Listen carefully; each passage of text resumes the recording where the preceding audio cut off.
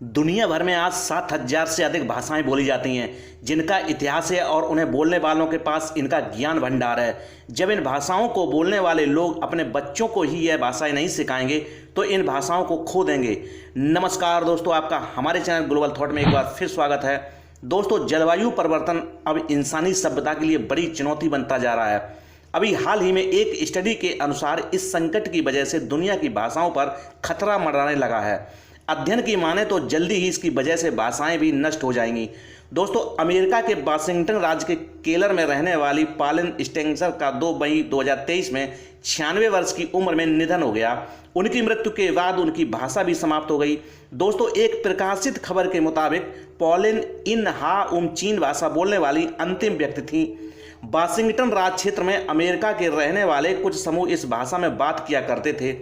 अगर कोई भी इन हा उम चीन सीखना चाहता है तो वह सीख सकता है, लेकिन कुछ विलुप्त भाषाएं इन हा उम चीन जितनी भाग्यशाली नहीं हैं।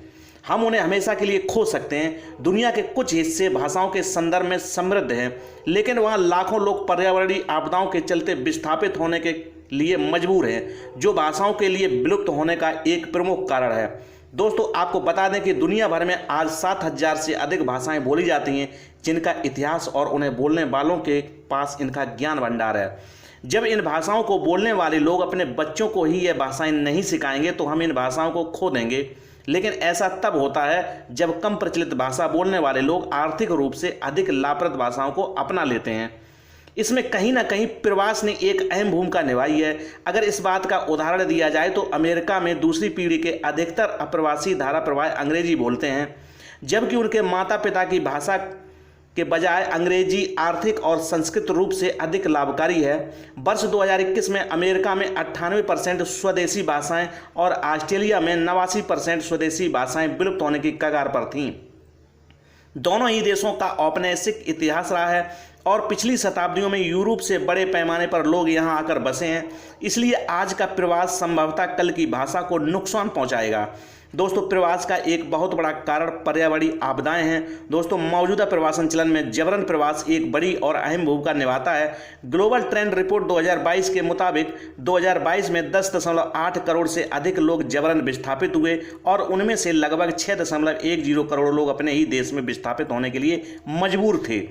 पापुआ न्यू गिनी में कम से कम 90 लाख लोग रह रहे हैं और वे कुल मिलाकर 839 अलग अलग भाषाएं बोलते हैं, जिनमें से 313 भाषाएं विलुप्त होने की कगार पर हैं।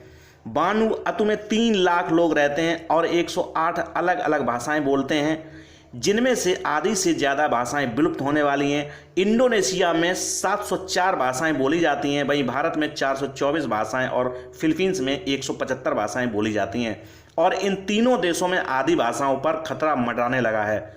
दोस्तों, जलवायु परिवर्तन एक गंभीर समस्या है। इससे भाषा ही नहीं बल्कि दुनिया में कई चीज़ों पर खतरनाक प्रभाव पड़ रहा है, जो लगातार बढ़ता जा रहा है। दोस्तों, अब हम विदा लेते, फिर हाजिर होंगे एक नई जानकारी के साथ। अगर मेरे द्वारा दी गई जानकारी आपको अच्छी लगती है तो मेरे चैनल को लाइक, शेयर और सब्सक्राइब करना ना भूलें।